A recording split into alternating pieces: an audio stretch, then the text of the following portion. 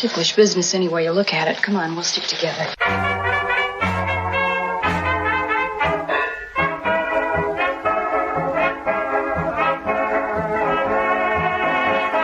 Hello, everyone, and welcome to Ticklish Business. I'm Kristen, joined as always by Samantha. This week, it is Valentine's Day, and we decided that instead of looking at the couples we love, let's look at the couples whose mess we love. We are talking about some of our favorite off-screen, messy classic film couples. Before we talk about that, though, we'd like to briefly remind everyone that if you haven't checked out our Patreon at patreon.com/ticklishbiz, you should. We do additional bonus pods, including double features, looking at remakes, and based on a true podcast, looking at biopics and true crime.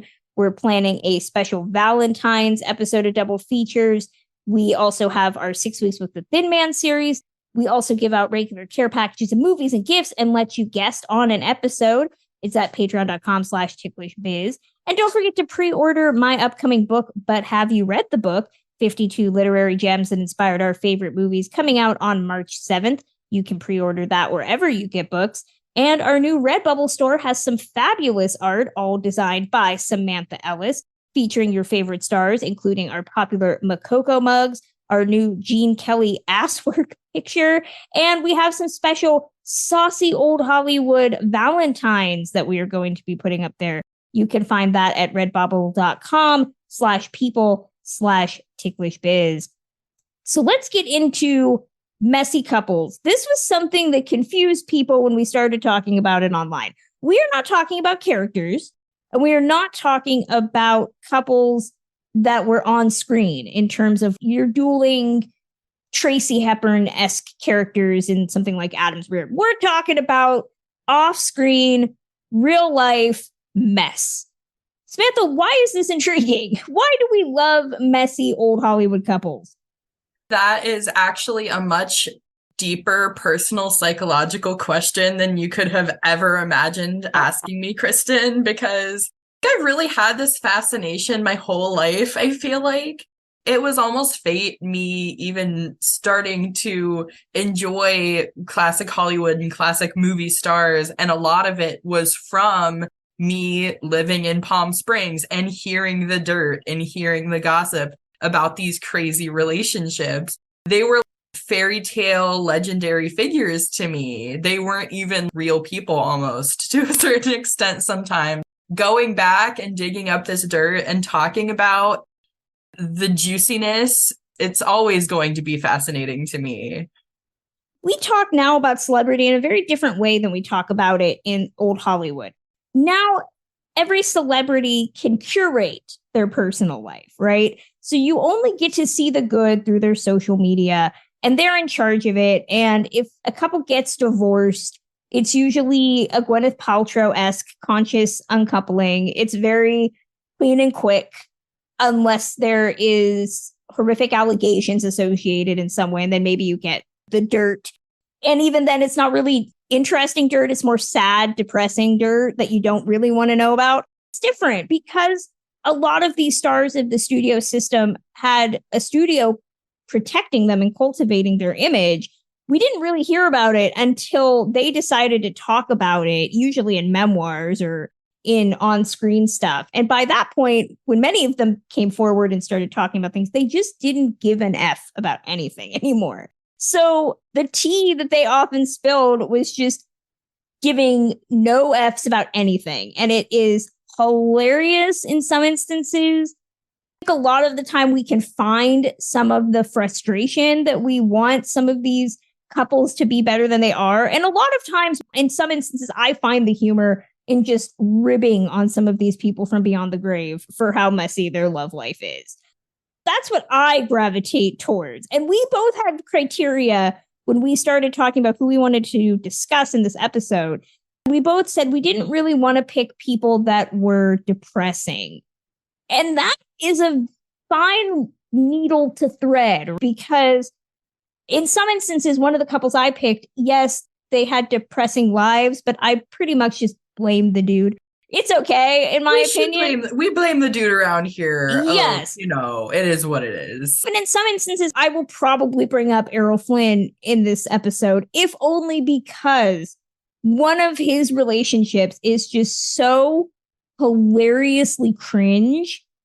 I have to talk about it because I don't understand to this day how it was just a thing that people were cool with. I don't know. What were your criteria? How do you look at eliminating the depressing element? My vision for this is Valentine's Day. We want to keep it light. We want to keep it fun. We want to keep it gossipy. I will say the biggest couple that I had to omit as far as I wanted to talk about them, love their relationship, it was messy, but it just crosses a line, is Vivian Leigh and Laurence Olivier, because you could really get into some crazy dirt with them, and they were just such a fascinating couple, but it was really depressing. It was a very depressing relationship. You point out something, though, that I want to remind everybody as we go through this. We picked these couples because we love the relationship. Toxic, maybe in some instances, as it was, part of what we are now able to look at in hindsight is finding the silver lining where we're like, I know it's bad. And we all have our guilty pleasures. We all have things in life that we know are terrible for us. This is like cheese. We all know cheese is bad, but we love cheese. We all eat it. This is the equivalent of that. This is a bit of frustration, too, because we love all of these couples. I wished that all of these couples had remained together. And here we are airing out their dirty laundry because we're like, why? Why did this have to happen? Why did these people have to make these, as Drea used to say, our great co-host Drea used to say, garbage people choices. And so many relationships are because of garbage people. And some of the people that made decisions in dating who they dated had garbage decision-making skills. I'm not pointing any fingers, Lana Turner. Samantha, Lana Turner made bad garbage men decisions. You cannot deny that. Lana's name came up multiple times in my research of these couples, and I kind of had to dart a little bit, do a little bit of swerving so as not to make this the typical Hollywood love pentagon or hexagon, as these things tend to turn into. Because some of the people that we are talking about, some of the dudes, come on, they were man whores. Some of them were dating other women that maybe cross paths here. Hollywood is a very incestuous town. It still is. Gary Cooper is going to get named here. I could have picked at least 8 relationships that Gary Cooper had because Gary Cooper was skanky. That's just who he was. I'm sorry. Samantha, where do you want to start? Because you and I made lists. Where do we go with this? We talked a little bit before recording about couples we were thinking about. I ended up taking so many of your suggestions because how could we have a true, trashy, messy couple episode without the queen herself, Zsa Zsa Gabor? And I admit that she's essentially one of my favorite classic film stars. Yes, she doesn't really have the work to back it up. Again, I'll be the first to admit that, but I love her so much. So I say all of this in love.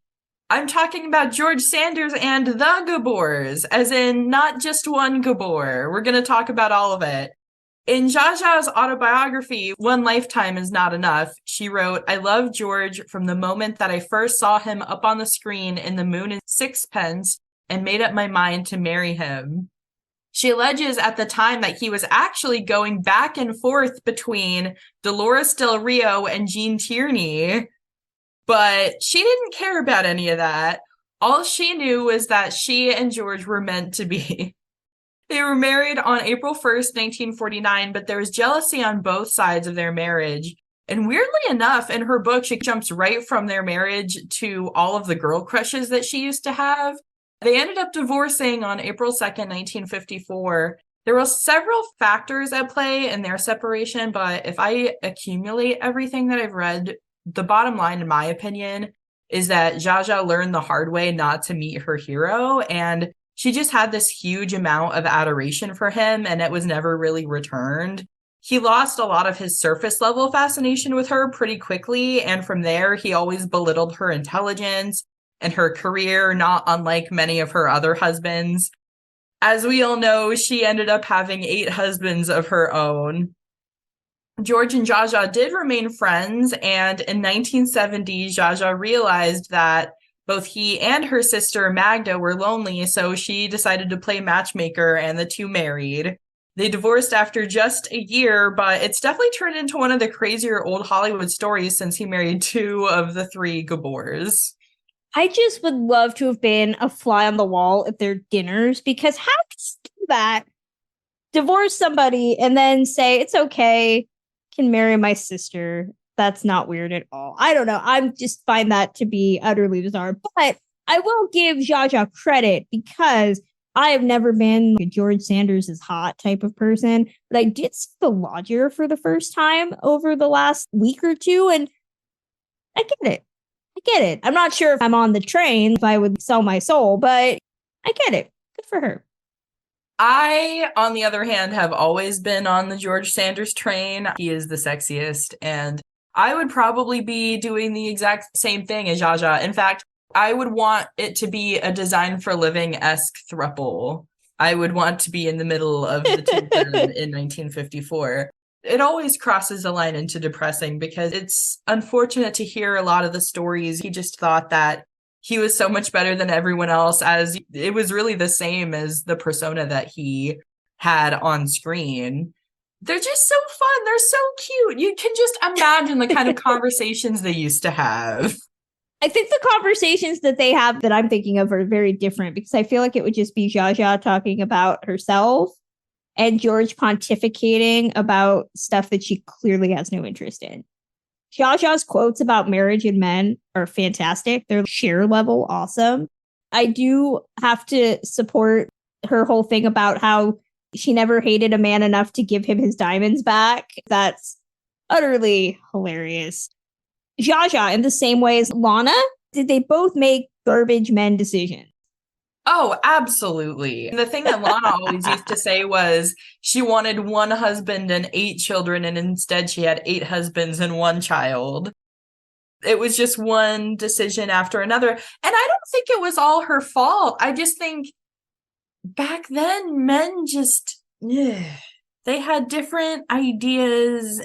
It wasn't fun for anybody. Although I do think she and Tyrone Power, of course I'm biased, they were a great couple. If he was to end up with anyone, I think they would have been beautiful together. I can't complain too much, because I have women on my list that made similar bad decisions. I'm going to throw out the one that I always bring up. This is probably my favorite old Hollywood couple, because it's just the mess.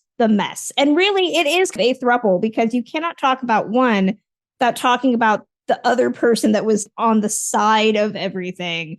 It's Lupe Velez and Johnny Weissmuller with a smidge of Gary Cooper in there. I told you Gary would show up, because he always does, unless he was in a relationship and then he never showed up, which was part of the problem.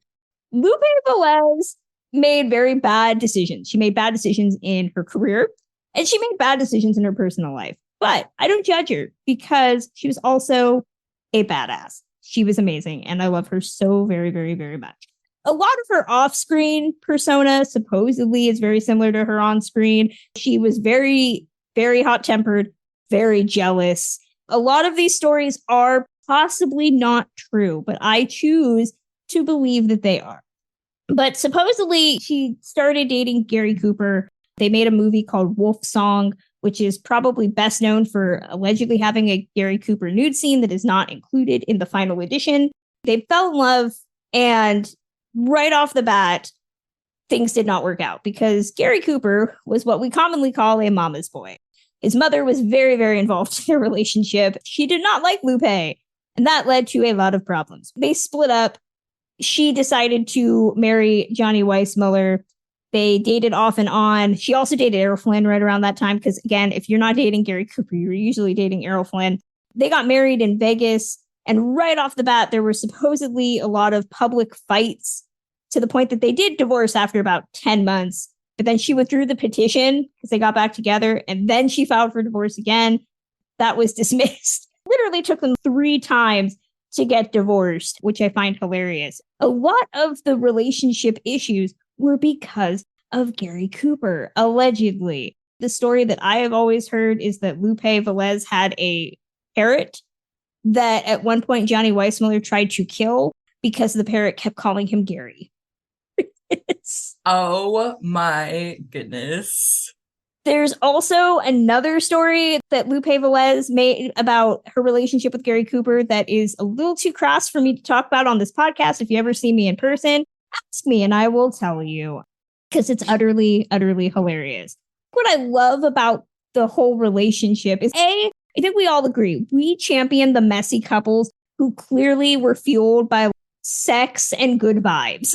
That's pretty much Lupe. In reading some of the quotes from her about her relationships with Johnny Weissmuller and Gary Cooper, she liked a dude that certainly looked like they were definitely sexually potent. In Gary Cooper's case, she disagreed with that and said that it was not that great. She's talking about that is hilarious because it knocks your classic film heroes down a peg. It's probably one of the soapier relationships, but I just find them to be utterly, utterly hilarious. The whole thing. I know that Lupe dated Chaplin, I think, in Gable, and she dated polo players. She had a type. She liked big, hulking, tall, salt-of-the-earth looking dudes. And I just love it. I just love all of it. I will say I've definitely heard a lot about Johnny Weissmuller and his personality from Esther Williams' autobiography. She definitely had a lot about him to talk about, his exploits, his advances. I am not surprised when you take his temper and pair that with Lupe Velez that sparks would fly. This is one of many couples I will bring up that I feel that the relationship was fueled by BDE. Just Google that. If you didn't know what thirst was until you started listening to our podcast, I'm sorry to tell you, you will now have to Google what BDE is. Samantha, where do you want to take us next? Speaking of someone who was said to have BDE, we're going to talk about Frank Sinatra. We're going to talk about Frank Sinatra. Okay, I'm going to disagree on that, but okay. Maybe in his mind. Disagree. So much disagree, but okay, I don't yes. know. I mean, among the Rat Pack, we can all make our individual rankings. And the answer is Peter Lawford all the time. According to Ava Gardner, he had some BD. Frank and Ava met during Ava's marriage to Mickey Rooney, and right from the start, he was a gigantic flirt to her, but things really started heating up in 1949 and 1950. And around this time, Howard Hughes had also had a massive interest in Ava. He wasn't worried about any man when it came to Ava except for Frank, because she had a massive thing for bands and singers, and she was already a huge fan of his. He could see from the sidelines that this was a recipe for disaster. Frank did eventually leave his wife Nancy for Ava, and they were married on November 7th, 1951, but the marriage was rocky. According to Ava in her autobiography, she said, "Both Frank and I were really high-strung people, possessive and jealous, and liable to explode fast. When I lose my temper, honey, you can't find it any place. I just got to let off steam, and he's the same way." Another contributing factor to their marriage issues was the fact that Ava's career was very much on the rise, while Frank's was on the decline at the time.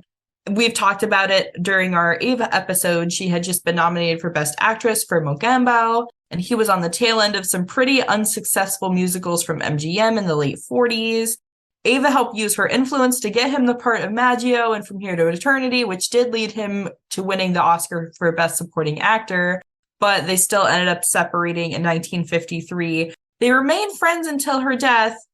I don't know. I don't think they ever really quite gave each other up, in my opinion. Ava is one of those women that I just find her choices in men so questionable. To go from Mickey Rooney to Frank Sinatra, I just don't get it. Now, go with me on this. Frank and Ava always seem like the Pam and Tommy of the classic era, in the sense that they both were actors, but their fame tended to transcend the work. They were personalities in their own right, especially her. You just love the concept of them as a couple, not necessarily if it worked, and now they're synonymous with each other in the same way. And they both stayed in each other's lives so deeply. I don't like Frank Sinatra. I do not care for him at all. But that's the apotheosis of messy couple. It really is. And that's another one that I will say during my time in Palm Springs, I heard about so much. All the hot desert nights that they used to have before they were married and after they were married. I remember hearing from a realtor talking about selling one of Frank's former houses that there was a dent in the kitchen counter from where a wine bottle was thrown. Stories like that, that's really all you hear in that part where I grew up. I grew up hearing gossip about Frank and Ava. To go off of that, we all have to talk about the relationship that I love the mess because nobody talks about these two because most people don't even remember that they were married. I just love that to read one half of the relationship laid out by one of them. It's amazing. But it's Shelley Winters and Anthony Franciosa, which you knew I was going to include because of course I was. I knew. I'm excited to hear about it. Both of them were married multiple times. Anthony Franciosa alone was married 4 times. Shelley Winters was married 4 times as well. They both loved the concept of getting married, but neither one of them necessarily knew how to make a relationship work. Shelley Winters was actually his second marriage, her third. And you knew it was never going to work out because he literally was getting divorced from his first wife when he met Shelley Winters. They got married as soon as the ink was dry on his divorce papers. They wasted absolutely no time. And if you read Shelley Winters' autobiography, I read the entire section about her and Anthony Franciosa. She reiterates numerous times in this book, I don't know why I married him. I don't know why I got married to him. I don't get why I married him. We had a lot of sex. We were always having sex, but I don't know why I married him. I'm just like, Shelley, think you doth protest too much. Think it's pretty evident why you married him, and you just don't want to admit it. Right away, the relationship was not good. Anthony Franciosa had a very, very bad temper. He also was a man skank. Supposedly, he was having an affair with Lauren Bacall. Lauren Bacall was very catty to her, and that she would call Shelley and complain that she was waiting for her husband. The calls would go like, you're complaining to me because my husband's late for a date with you, to which Lauren Bacall said, well, if your husband doesn't respect your marriage, why should I? Also, there's a story where she assumed that he was having an affair with Anna Magnani. And so Shelley Winters actually put a butcher knife in her purse and went to Magnani's penthouse in Hollywood, pulled the butcher knife out and began to chase them. It's a very volatile relationship. To hear Shelley tell it, she doesn't know why she stayed. Can't figure out why they got married at all. Every time they talked about breaking up, they would end up in bed together, but she doesn't really know why the marriage lasted so long. I love a good couple that says, you know what? Sometimes that just is how you maintain a relationship. This is so great to hear. I hate and love to say, because when I think of an actress who would be prone to smashing bottles and going to people's apartments, airing them out, carrying a butcher knife on her, I think of someone like Shelley Winters. Shelley does not let me down. Shelley very much had a type. If you look at Anthony Franciosa, she talks about how she had a crush on John Garfield. You look at Vittorio Gassman, who was her husband. She really liked dark hair, dark eyes, broody dudes. She loved it. But those relationships never panned out because they were broody dudes who had issues. She kept being hopeful. One of my favorite quotes about Anthony Franciosa, which again, he does not understand why the relationship lasted as long as it did. This is actually from Shelley Winters' autobiography. She says, quote, if sex were an Olympic sport, Franciosa would have been team captain. I think that says everything. Oh my goodness. There's no way to transition from that, so I'm just going to throw it back to you. There's really not. I'm going back to a little more on the depressing side here. I was talking about Ava Gardner and her relationship with Frank Sinatra. Interestingly enough, she is a lot of the source material that I found about the next relationship that I'm going to talk about, which is Jennifer Jones and Robert Walker. which, if you know about Jennifer Jones and Robert Walker, you tend to sit on one or the other side of the fence. And we sit on opposite sides of that fence. I sit on the opposite side of your side of the fence. I'm just going to lay out the facts and we're going to start drawing our own conclusions. While attending the American Academy of Dramatic Arts, that's where Robert Walker met fellow aspiring actress Phyllis Isley. She had not yet changed her name. They married on January 2nd, 1939, had 2 sons, Robert Walker Jr. in 1940, Michael in 1941, while Robert got various work on the radio. That same year that Michael was born, Phyllis was discovered by David O. Selznick. This is where Ava comes in because, according to her biography, she said, if anyone needed or deserved a happy ending, poor Bob Walker certainly did. She doesn't know whether Walker was an alcoholic during his marriage to Jennifer, but he definitely was when she knew him.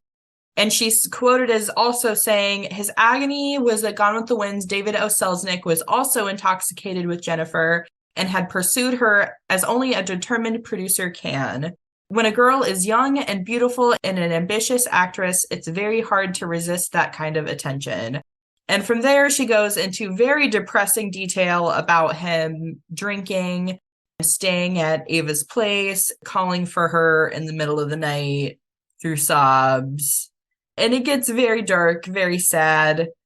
A lot of people could make the argument that Robert Walker never emotionally recovered from it. It's really the drinking and the depression that led to his death later on. A lot of people allege. People have their different opinions. It's hard to say exactly what was going on between them, what really separated them. I can't really comment on that. It's definitely tough to hear about Robert Walker's grief as a result of it.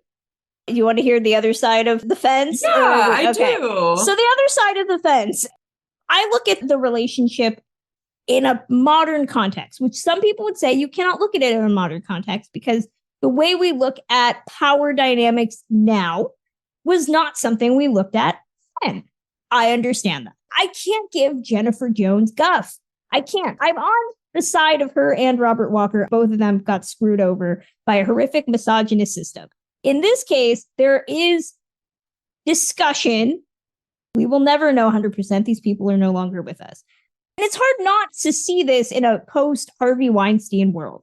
Jennifer Jones, young aspiring actress, is told by David O. Selznick that he's got his eye on you. He can make you a star. He can also stop your career with a snap of his fingers if you don't put out for him. What do you do if he wants to marry you and you want to keep working? So there is discussion that essentially it was a coerced relationship where, regardless of what was said or not said or implied or threatened or what have you, that she didn't really have a choice because at the end of the day, he was her boss who said he wanted to marry her and she needed to leave her husband. So I sympathize with both her and Robert Walker. I don't agree that she's an opportunist or that she, quote unquote, benefited from the relationship. Yes, professionally, but from what I've read personally, she also had issues with alcoholism and mental illness. I support love. I wanted them to stay together. I definitely wish they had stayed together because I think they would have been far happier. David Selznick is a horrific human being, and I'm against him. I can get behind that 100%. Yes. Let's agree on that. I definitely agree with you for the most part. One of the things that really strikes me as so interesting about this relationship is you have 2 people who went on to be such huge stars meet before either one of them was famous. And they had this relationship and this love for each other. And it's so devastating to see that break because of Hollywood and because of some big shot producer. It's literally the perfect story to an old Hollywood movie. 2 young up and coming kids break into Hollywood and they vow to do it together and they do, and it ends up pulling them apart and destroying their lives. That literally is the Hollywood story right there. It's definitely really tragic to look at. That brings up a really good point, though, about Jennifer and about, is this a decision that she wanted to make for herself or had to make for herself?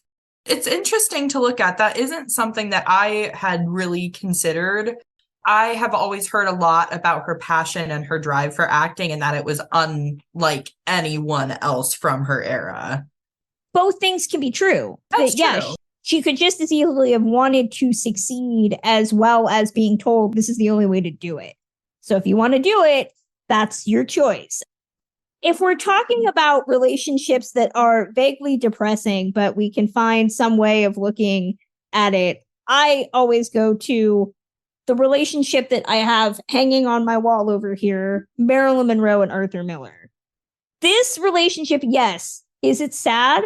Yes, it is. But it also frustrates me because I blame Arthur Miller for all of it, which is probably not a popular opinion. They started out like a lot of our relationships that we've been talking about. Arthur Miller was married when he met Marilyn Monroe. They started writing to each other back and forth. They were pen pals. And if you've been fortunate to see any of the love letters that they sent each other that regularly go up for auction, they're very beautiful. The fact that he was a writer certainly helped. He decided to leave his wife. They got married. Marilyn gave up a lot. She converted to Judaism, which banned her in Egypt. She wanted to change the style of movies that she was making. She didn't want to make the fluff anymore. She was willing to significantly scale back her career, not give it up entirely, but scale back in order to start a family with him. If you look at any picture from that time period, there's a reason why they're some of the best pictures ever, because the joy on her face is so genuine. He talks about how Arthur Miller was the first time she ever actually fell in love. I know a lot of the DiMaggio stans. Okay, yes. But I think that DiMaggio loved her more than she loved him. That's my theory. I think she loved Arthur Miller more than Arthur Miller loved her. To look at those pictures and just see the happiness, it's amazing. It also breaks my freaking heart that around that time she lost a child. She was having to deal with dependence on pills. But Arthur didn't help either, because Arthur is a writer. And as we all know, writers are particularly temperamental. Arthur Miller would regularly hang out in his study for weeks on end. She would complain that she never saw him. He would just lock himself in his room. He didn't want to be bothered. He didn't want to talk to her. They didn't really have a lot of communication once they got married. He was incredibly jealous of her career. He didn't like how fans would mob them. He also tended to make fun of her performances, and he would write about her, how smothering she was and how she was very needy and very clingy, and also she's not that great an actress. And to read those, which again tend to go up for auction, it's just like, Art, I get that you think you are the best writer in all of Writer Town, but seriously, you need to get off your high horse. So if anything, I love the mess because I just blame Arthur Miller for all of it. Stop thinking that you were awesome. You were not God's gift. I know we all love the Crucible. I wish that he had been a better man. Be a better man, Arthur Miller. It's one of those situations where if he had just done the bare minimum, then we would not be having this discussion. What's fascinating to me is because Marilyn's been so discussed in film, I always say that you can really see how much a movie supports or wants to tear her down based on how sympathetic Arthur Miller is. So, like, case in point, Blonde. That movie pretty much says that Marilyn was one big ball o' crazy. And let's see all the horrible things that happened to her. Adrian Brody is just this doe-eyed, super sensitive Arthur Miller. Why can't you just be happy? What's your problem, girl? Stop. He was definitely a pompous dude.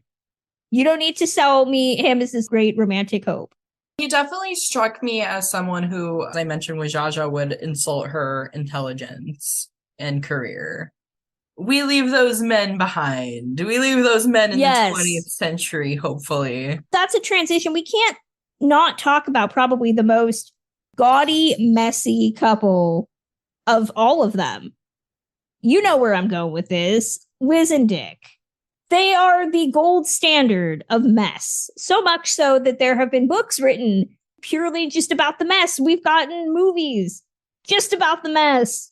And yet, it is the best relationship that never worked out, even after they were married 2 times. The second time wasn't the charm. But I love them, though. They couldn't let each other go. They invented paparazzi. They were that steamy. They were that ridiculous and flashy as a couple. They were the power couple. Somebody listening to this that heard me say Frank and Ava or the Pam and Tommy would be like, how can you say that and not consider Liz and Dick that? Because I guess, yeah, from a paparazzi standpoint, they were very, very much in that vein.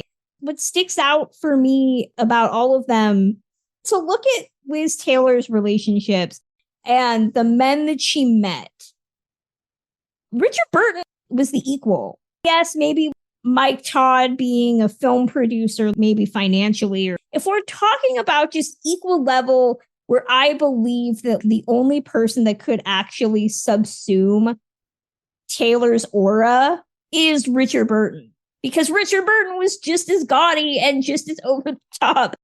They both are the character from Mean Girls that has a lot of feeling, both of them. I just feel that they are the ones that have a lot of feelings and they need to let them out, which is why if you read any of Richard Burton's love letters to Elizabeth Taylor, they are romantic and horny as hell. There is a lot of detail going on that do you really need to know about how he feels about her boobs? Probably not. But it's going to sound beautiful. It's just going to sound like poetry. And I think that's why I love them. That's the thing about them, too. They are never a couple that I would have expected. But when you really sit and think about it, it makes perfect sense because she was basically English and she's the biggest megastar in the world. And of course, she's drawn to this hot British megastar. Hot Welshman. It makes sense. It totally checks out. The things that he says about her, that's the kind of stuff you always want to hear. They're definitely one of the tops for me, as up and down as they were. I don't know any other couple ever that got condemned by the Pope for erotic vagrancy. I don't know what that means, but it sounds amazing. And it was at both of their primes as well. This is the year, the end of last year into this year, that I realized Richard Burton used to be hot. It's very weird to me. I don't know how I feel about it, but I know how I feel about it, and I have a lot of feelings. They're both so beautiful. It's difficult to look at them. It is just painful. And to watch something like the VIPs, where a lot of that dynamic was based off of their real life. I know a lot of people look at George and Martha from Who's Afraid of Virginia Woolf and they say, oh, well, that's it. But I still love that. I love the ability for them to be screaming at each other and then making out. It's cliche, but I think that's what we love about it. They run hot all the time. That is in bed and out of bed. That's just how they are. It's great. You said everything about their relationship was big. The diamonds were big. They perfectly embody what I want in an old Hollywood couple. To the T, I would say. There's a quote that said that their lifestyle involved furs, diamonds, paintings, designer clothes, travel, food, liquor, a yacht, and a jet. Who doesn't want that? They got divorced in 74 and then they reconciled in 75. And the marriage second marriage at least, lasted less than a year. Which, again, just makes me sad. And I don't really know who to blame. Arthur Miller, I blame him. I don't really know who I blame in why this relationship just could not work. And I think the answer is that you have to blame both of them because neither one of them could get out of their own way. Richard Burton, similar to Arthur Miller and Marilyn, he was very jealous of Liz Taylor's career. He also did make fun of how gaudy she was. And at the same time, he felt that he was moody and he was a heavy drinker. There's a lot there, but damn it, I love it so very, very much. That's the kind of couple you don't want it to end. It's like watching a train wreck in front of your face, but you can't help but look. No disrespect, but does anybody remember the woman Richard Burton married after her? Absolutely not. Exactly. And really, we only all know Liz Taylor's husbands because it's a really great party game.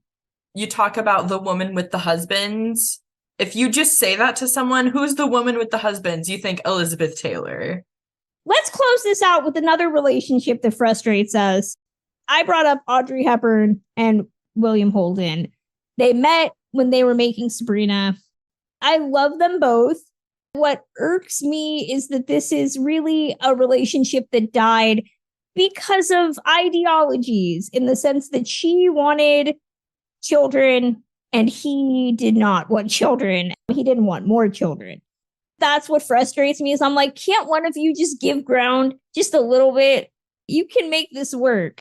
Unfortunately, he had a vasectomy. I know that, but back in the day, you could reverse those. True. Maybe their minds were in different spaces. Also, he had said he was willing to leave his wife at the time, Brenda Marshall, but they had been married for 13 years at this point, and they had 3 children. It was a tough situation, and Audrey didn't even really give it a chance to develop or not develop. As soon as she heard the word vasectomy, she was out the door. She wanted children that badly. She wanted children more than she wanted a decent husband. That was the choice that she made. The thing that depresses me about their relationship the most is that in retaliation, William began spreading rumors that he was sleeping with women from all over the world during their press travels, but Audrey basically laughed it off. She ended up announcing her engagement to Mel Ferrar a short time later at a dinner party right in front of his face, to his absolute shock and betrayal. Even despite that, he maintained supposedly that she was the love of his life. I find that a little hard to believe when you have someone as amazing as his final wife. And I also love Brenda Marshall, so I don't know if I believe that Audrey was the love of his life. Hearing that story, Audrey Hepburn is considered so elegant and sophisticated, but dude, that is petty as hell. And I think I appreciate knowing that she could be a little mean-spirited in some way. I was shocked to find that out. It was so unlike her. I don't even know if I fully believe it. Full crowd of people at this dinner party just stands up. Yep, I'm marrying this guy. And just nobody even knew. Nobody had any idea that it was going on. Much like the Jennifer Jones, Robert Walker thing, a lot of people blame Audrey Hepburn for Bill Holden's, because he was so hung up on her, supposedly. He took to drinking severely, so much so that when they did Paris When It Sizzles in 57, she was a little reluctant to do that because she knew how he felt and they reteamed, but she did it as a favor to clean him up. Supposedly, it was just a shock for her to see how much of a huge alcoholic he was. They had to reshoot significant portions of the movie because he went to rehab, and they had to change the plot. And if you watch Paris When It Sizzles, it is just so obvious. There is some sexual tension, but it is all coming from him. That's the one really interesting thing to watch Sabrina and Paris When It Sizzles back to back, because the chemistry between the two of them and Sabrina is mutual. You feel it. You can see both of them really do care for each other. And in Paris When It Sizzles, he is trying so hard to get her attention. Part of the character is not supposed to be into him. You can see that she is just not at all on the same wavelength as him. It's part of why the movie doesn't work. It's tough because I love Paris When It Sizzles. That's one of... It's a great movie. It's so well written. I absolutely love them together. But it's such a different team at that point. As you said, he really had changed so much by that point. And they didn't have that natural chemistry as much anymore like they used to. We had so many more we could touch on. I want to throw out some honorable mentions from our Twitter followers. Marcy at Marcy K said Dick Powell and Joan Blondell, which I'm mad we didn't include them in. We weren't able to talk about them because we all know I'm Team Joan. Screw Dick Powell. He was not worth anybody's time. Just saying that out loud. We could go on and on about Dick Powell and his multiple marriages. And how he was horrible. We are against Dick Powell. That's a future image. All I'm going to say is that I found out over the last couple weeks that Joan Blondell and Mike Todd were married, and I had no idea. I don't know if that was public knowledge or what, but I didn't know, and I read about it, and it's insane. I'm not going to go all into it, Google it. That's all I have to say. Google it after you Google BD. She also said Rita Hayworth and Orson Welles, which, Orson Welles gets all of the crap because he made her cut her hair and dye blonde. Lucille Ball and Desi Arnaz, which, yes, that's another couple that, why couldn't Desi Arnaz have just stopped screwing around? Katharine Hepburn and Spencer Tracy, one of numerous couples that he stayed married. And we were okay with that, up there with William Randolph Hearst and Marion Davies. And Natalie Wood and Robert Wagner. I think that might be a little too depressing, considering how you look at Natalie's demise. I considered it. But yes, similar reasons. That was going to open up a whole can of worms. We also got a response from Claire at TinkWeb7, who said Ava Gardner and Frank Sinatra, like Samantha. Esther Williams and Fernando Lamas. Almost considered that, if only so that I could have talked about the story of how they first met and fell in love. It involves a really, really awkward placement of a hand on somebody's crotch. One of many stories I didn't think I could tell in good conscience on this podcast. And Lana Turner and all her partners. Thank you all so much for sending in those. Maybe we'll do another episode like this in the future. Samantha, any other honorable mentions you want to throw out? Vivien Leigh and Laurence Olivier was a big one that I wanted to discuss. Also, there are the people going back and forth who allege that Fred Astaire and Ginger Rogers had a brief fling and whether they did not. I like to believe that they did, just the tiniest of bits. And from what I have heard, Fred Astaire's mother did not approve of her, but he still slipped her the tongue in the movies. So that's all we need. The only other one I wish we had time for, and I alluded to it in the beginning, was Errol Flynn's, I believe, could do his first and second wives. Lily Demita and him had a very tempestuous relationship. But I always go to the marriage that he had with Nora Edgington, who was his teenage wife, that he met while she was selling concessions at the courthouse while he was on trial for statutory rape. How do you sit at dinner with your future in-laws and say, hello, sir, I am dating your daughter and I'm going to marry her. She sold me M&Ms while I was on trial for having sex with underage girls. Just want to know how that convo went, Errol. He could charm his way out of literally any situation. He did. I mean, he kind of did. They were married, so apparently it worked. And he was acquitted. So, I mean, it all worked out for him at the end. Marriage didn't last. You can let us know your thoughts on old Hollywood, men, messy relationships, what have you. Please consider getting in touch with us through a variety of different ways. But that's going to close out Ticklish Business for today. You can listen to us on Apple Podcasts, Spotify, Stitcher, wherever you get your podcasts. Reviews matter, so consider leaving us one on Apple Podcasts. 5 stars, please. You can follow the podcast on Twitter at ticklish_biz, as well as on Facebook, Instagram, and TikTok at ticklishbiz. You can follow me at therap.com or on my Twitter at journeys_film or my Instagram at Kristen Lopez88. Samantha Ellis, where are you online? I am mostly on Twitter at Classic Film Geek, but you can find my blog at musingsofaClassicFilmaddict.com, and you can find my Cooking with the Stars posts over at ClassicMovieHub.com. And our Patreon helps keep the lights on at Ticklish Biz HQ and gives us chances to do new content like our 6 Weeks with the Thin Man series, as well as a bunch of fun stuff that I have planned for the rest of the year. So consider helping us at patreon.com/ticklishbiz.